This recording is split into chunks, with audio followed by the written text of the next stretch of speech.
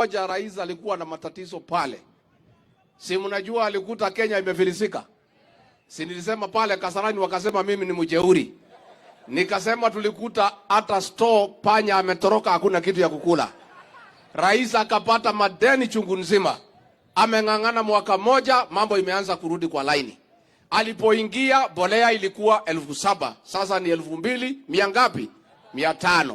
Alikuta unga ni 240. Imeteremuka sasa 130, 120.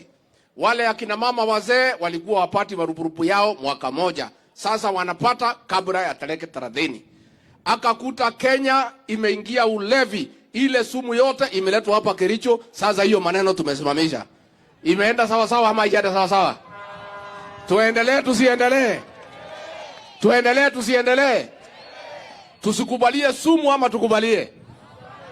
Tufunge kabisa? Tufunge kabisa? Naona vijana wengine wanaangalia chini.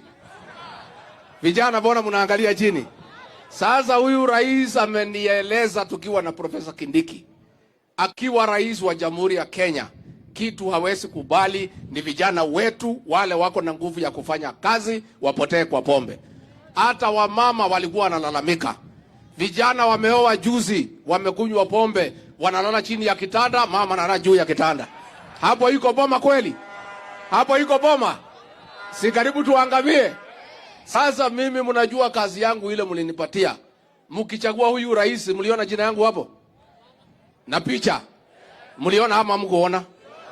Si mlinipatia kazi ya kumsaidia huyu rais na kumchunga na kumlinda. Hiyo ndio kazi yangu. Na kazi ya huyu rais ikiharibika mtu ya kuulizwa ni mimi. Tumekubaliana?